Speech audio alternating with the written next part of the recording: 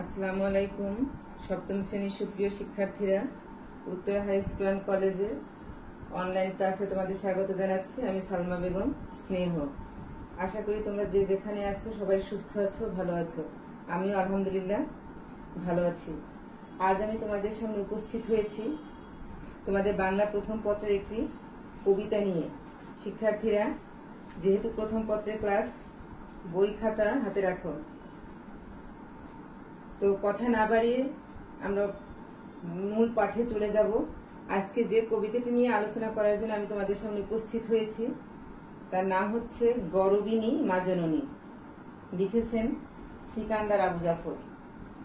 তো শিক্ষার্থীরা, কবিতাটি তোমাদের সিলেবাসে যে কয়টি কবিতা আছে তার মধ্যে একটু কঠিন, আবার এতটা কঠিন না যে তোমরা শিখতেই পারবে না।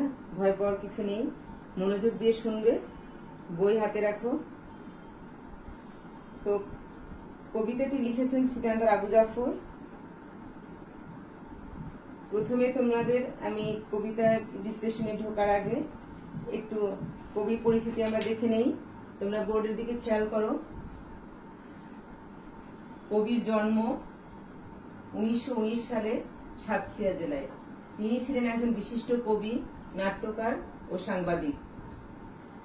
আর তার উল্লেখযোগ্য কাব্যগ্রন্থ হচ্ছে প্রসন্ন প্রহর, তিমিরান্তিক, বাংলা ছাড়ো। বিখ্যাত নাটক হচ্ছে সিরাজউদ্দৌলা। আর কবি 1975 সালে মৃত্যুবরণ করেন।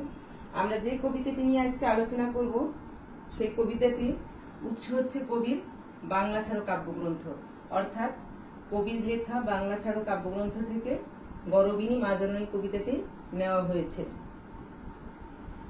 তো আমরা কবি পরিচিতি শিখলাম সংক্ষেপে। তো কবিতাটি খুব সুন্দর একটি কবিতা। এটি যদি তোমরা পড়ো তাহলে কবিতাটি থেকে তোমরা কি কি শিখতে পারবে।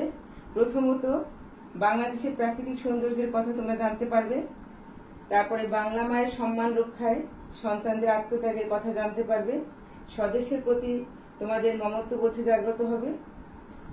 অকুতোভয় সন্তানের জন্য দেশ মাতার গর্বিত হওয়ার কারণ ব্যাখ্যা করতে পারবে। তো আমরা কবিতা বিশ্লেষণে যাব, তার আগে একটু আমরা শব্দার্থ এবং টিকা দেখে নেই। তোমরা বইয়ের দিকে লক্ষ্য রাখো। দেখো, পুণ্যবতী, যার অর্থ হচ্ছে পুণ্য বা ভালো কাজ করেন এমন নারী। সরোজিনী, সরোজ মানে পদ্ম, সরোজের স্ত্রীবাচক রূপ সরোজিনী। এই কবিতায় দেশমাতৃকা বাংলাকে তুলনা করা হয়েছে কমনীয় পদ্মের সঙ্গে। মরণ মারের দণ্ড, মরণের আঘাত থেকে প্রাপ্ত শাস্তি। ছোপানো, ছোপ মানে ছাপ অথবা রং, এখানে ছোপানো মানে রাঙানো। পাগল ছেলে, বাংলার মুক্তিকামী বিদ্রোহী ও তরুণ যুবকেরাই পাগল ছেলে, অর্থাৎ যারা নির্ভয় যুদ্ধ সংগ্রামে লিপ্ত হয়েছিল। ভয়ঙ্করের দুর্বিপাকে, ভীতিকর দুর্যোগ ও দুর্ঘটনা, এখানে ভয়াবহ ও রক্তক্ষয়ী যুদ্ধকে বোঝানো হয়েছে। শাসন কারা, পাকিস্তানি দুঃশাসন যা ছিল কারাগারের সমান। উজ্জ্বল, উজ্জ্বল শব্দটির কোমল রূপ। যুগ চেতনার চিত্তভূমি, নিত্যভূমি বাংলারে। যুগের আকাঙ্ক্ষাকে ধারণ করা চিরন্তন দেশমাতৃকা বাংলাদেশকে বোঝানো হয়েছে। তো শিক্ষার্থীরা, শব্দার্থ এবং টিকাগুলি ভালো করে জানবে। ভালো করে জানলে কবিতা বিশ্লেষণে মানে কবিতার ব্যাখ্যা বুঝতে তোমাদের সুবিধা হবে। এখন আমি কবিতার ব্যাখ্যায় যাচ্ছি, খেয়াল করো। কবিতাটি ক্লাসে আমরা যদি শ্রেণীকক্ষে সরাসরি পড়াতাম তাহলে প্রথমে একবার আবৃত্তি তোমাদের দ্বারা করাতাম, অথবা আমি পড়ে তারপরে বিশ্লেষণে যেতাম। এখন যেহেতু আমাদের সময়ের স্বল্পতা আছে, তাই আমি সময় নষ্ট না করে আমি এক একটি প্যারা অথবা কয়েকটি করে চরণ পড়ে তারপর তোমাদেরকে ব্যাখ্যা করে বোঝানোর চেষ্টা করছি। প্রথমে আমরা দেখি, ওরে আমার মা জননী জন্মভূমি বাংলারে, তোর মতো আর পুণ্যবতী ভাগ্যবতী বলমাকে। প্রথম 4 লাইনের যদি আমরা ব্যাখ্যা করতে চাই তাহলে কি দেখতে পাই? এখানে কবি এখানে জন্মভূমি বাংলাকে মা জননী বলে অভিহিত করেছেন। মা এবং সন্তানের সম্পর্ক খুবই কাছের এবং আদরের, তাই কবি মাকে তুই বলে সম্বোধন করেছেন। যেমন তোর, আমরা খুব কাছের মানুষকে তুই বলি, কবি এখানে মাকে আদর করে তুই বলে সম্বোধন করেছেন এবং মাকে পুণ্যবতী ও ভাগ্যবতী বলেছেন। পুণ্যবতী শব্দের অর্থ আমরা জেনেছি, পুণ্যের কাজ করেন বা ভালো কাজ করেন এমন নারী, আর যে নারীর ভাগ্য খুব ভালো তাকে আমরা ভাগ্যবতী বলি। তারপরে আছে, কার চোখে মান নদীর কাজল, সবুজ তৃণের আঁচল বুকে, কার পায়ে মা ধুলোর নুপুর সন্ধ্যা দুপুর বেজেই চলে। এখানে কবি কি বোঝাতে চেয়েছেন? কার চোখে মা নদীর কাজল, সবুজ তৃণের আঁচল বুকে। প্রত্যেকটি লাইন তোমরা খেয়াল করো। তারপরে বলেছে কার মা এবার ধুলোর নুপুর সন্ধ্যা দুপুর বেজেই চলে। আমাদের বাংলাদেশ নদীমাতৃক দেশ। সবুজ তৃণের আঁচল বলতে কবি বোঝাতে চেয়েছেন বাংলার সবুজ রূপকে। আর প্রকৃতির সৌন্দর্যের লীলাভূমি জন্মভূমি বাংলা। সবুজ ঘাসের বুকে সারি সারি গাছ এক অপরূপ সৌন্দর্যে আচ্ছাদিত করে রেখেছে এই বাংলাকে। এটাও যেমন সত্য, আবার সন্ধ্যা দুপুর যে ধুলার মাঝে আমরা ধুলার সাগর দেখতে পাই, এটাও আমরা সত্য বলেই জানি। কিন্তু কথা হলো যে বাংলার প্রকৃতির যে একটা দৃশ্য কবি আঁকার চেষ্টা করেছেন, সেটা আমরা এখানে স্পষ্টভাবে দেখতে পেলাম। রোজ ভোরেকে শিশির খোপায় বকুল জুথির গন্ধ মাখে, কার দুপুরের তন্দ্রা ভেজে ক্লান্ত ঘুঘুর বিলাপ জলে। এখানে কবি কি বোঝাতে চেয়েছেন? রোজ ভোরেকে শিশির খোপায় বকুল জুথির গন্ধ মাখে। আমরা এখানে শিশিরের কথা দেখলাম, বকুল জুথির গন্ধের কথা দেখেছি। এটার থেকে কি বোঝা যায়? যে আমাদের দেশ ষড়ঋতুর দেশ, এবং এদেশে 6টি ঋতু ভিন্ন ভিন্ন সাজে সজ্জিত হয়ে আমাদের সামনে উপস্থিত হয়। এক এক ঋতুতে এক এক ফুল ফোটে এবং প্রকৃতিতে বিলায় এক এক রকমের সুগন্ধ। বাংলা আর পরের দুটো লাইনে কি বলা হয়েছে? যে কার দুপুরের তন্দ্রা ভেজে ক্লান্ত ঘুঘুর বিলাপ জলে। তো এখানে আমরা কি দেখতে পাই? যে বাংলা মায়ের দুপুরের তন্দ্রা ভেজা ঘুঘুর বিলাপ জলে যে ঘুম ভাঙে, ঘুমিয়ে থাকার ব্যাপারটা সেটা তুলে ধরার চেষ্টা করেছেন কবি। যেমন এটাকে যদি আমরা একটু সুন্দর করে গুছিয়ে বলার চেষ্টা করি, তাহলে কিভাবে বলতে পারি যে বাংলা মায়ের দুপুরের তন্দ্রা ভেজে ঘুঘু পাখির বিলাপ জলে। দুপুরে বাংলার মানুষ ও প্রকৃতিতে নেমে আসে এক ধরনের নীরবতা এবং ক্লান্তি। সারা দিনের পরিশ্রমের পর মানুষের চোখে তন্দ্রা নামে।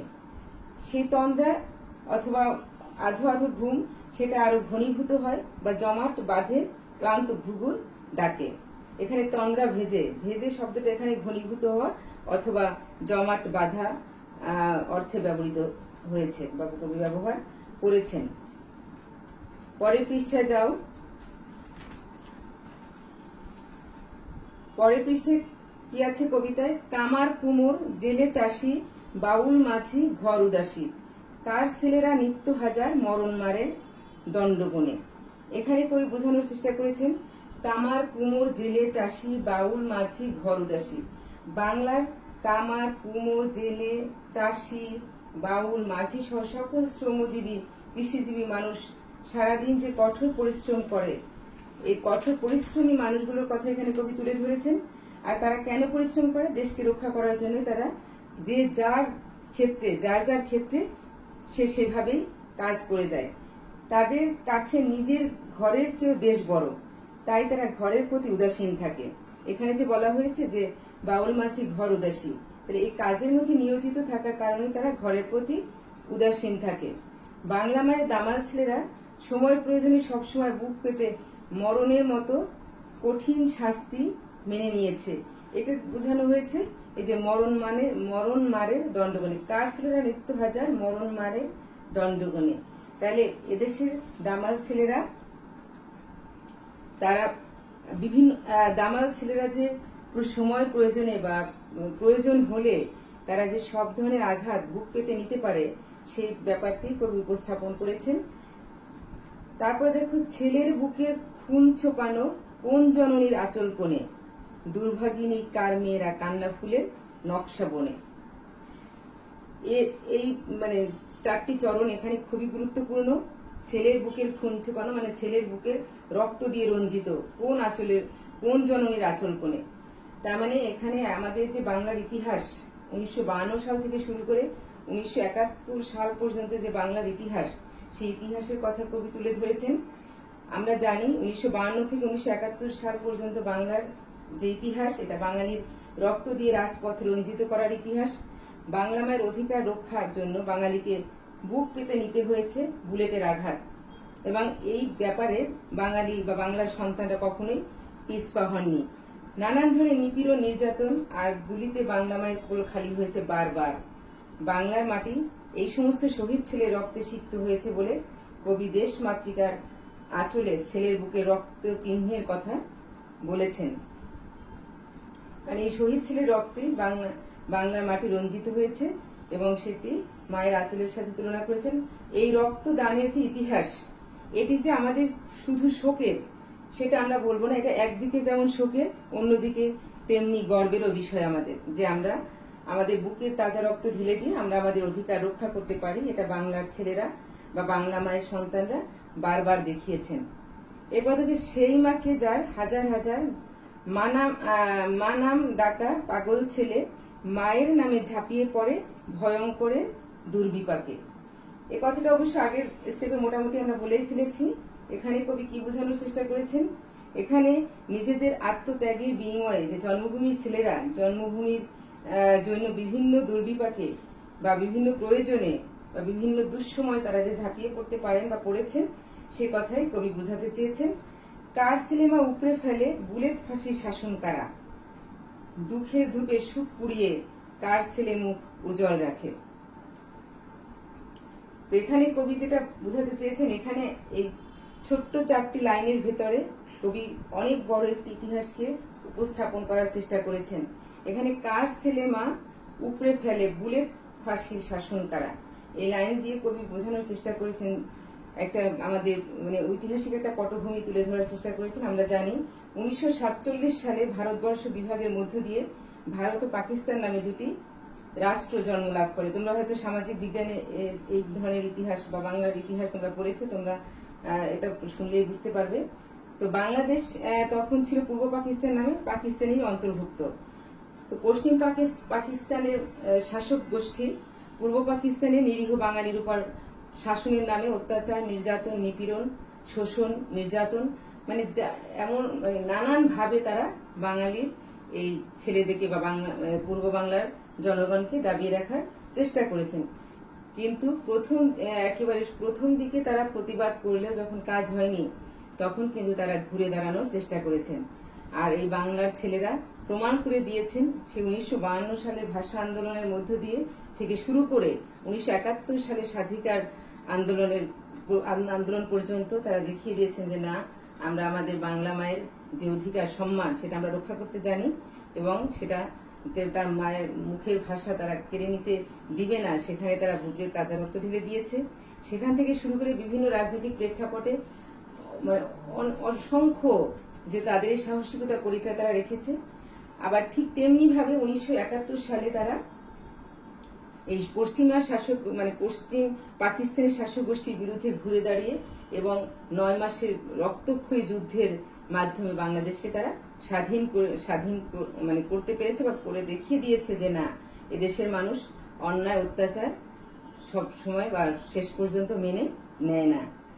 আর এই 9 মাসের দীর্ঘ যুদ্ধের পরে বাংলাদেশ একটি স্বাধীন ভূখণ্ড হিসেবে তারা প্রতিষ্ঠিত করেছে। তো এই বড় ইতিহাসটিকেই এখানে কবি তুলে ধরেছেন, সুখের ধূপে সুখ পুড়িয়ে কার ছেলে মুখ উজ্জ্বল রাখে।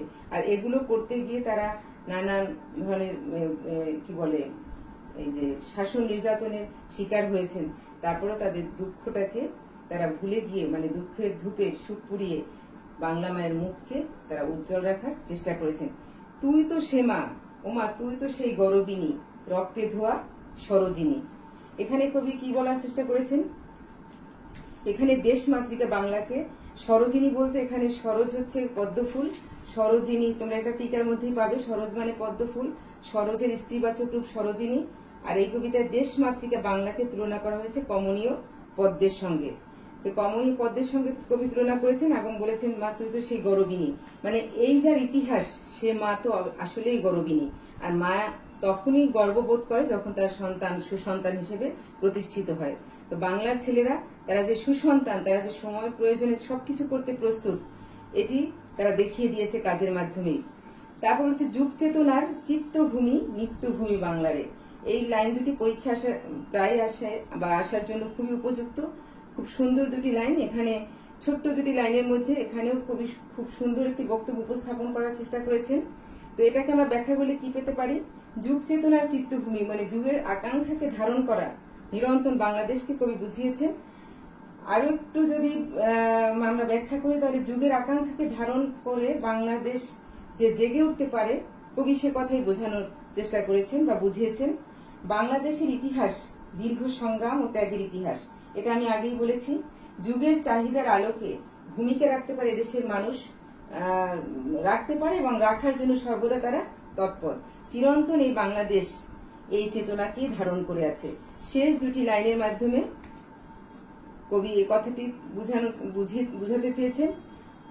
আর সর্বোপরি আমরা বলতে পারি, যুগের দাবি ও সময়ের দাবি রক্ষায় যে সন্তানরা সাহসের সাথে সংগ্রামের পথ বেছে নেয়, তাদের জন্য বাংলাদেশ সত্যি গর্বিত। প্রকৃতপক্ষে বাংলার মাটি এই সাহসী সংগ্রামী জনতার ভিত্তিভূমি। এটাই কবিতার মাধ্যমে বোঝানোর চেষ্টা করেছেন এবং বুঝিয়েছেন। তো শিক্ষার্থীরা, আশা করি তোমরা সবাই বুঝতে পেরেছো তো সবাই। আর প্রথম পত্রের ক্লাস যেহেতু মেইন বই, সব খুব ভালো করে পড়বে। আমি তোমাদের যতটুকু দরকার সবটুকুই মানে মোটামুটি বললাম। আমি আশা করছি তোমরা বুঝতে পেরেছো, আর আশা রাখি তোমরা বাসায় এটা ভালো করে পড়বে, তোমাদের ধারণা আরো সুস্পষ্ট হবে। আর ভালো করে পড়লে পরীক্ষায় তোমরা এখান থেকে প্রশ্ন লিখতে তোমাদের কোনো অসুবিধা হবে না। তোমরা সবাই ভালো থেকো, সুস্থ থাকো, পড়াশোনা করো। এই বলে আমি আমার ক্লাস শেষ করছি। আল্লাহ হাফেজ, আসসালামু আলাইকুম।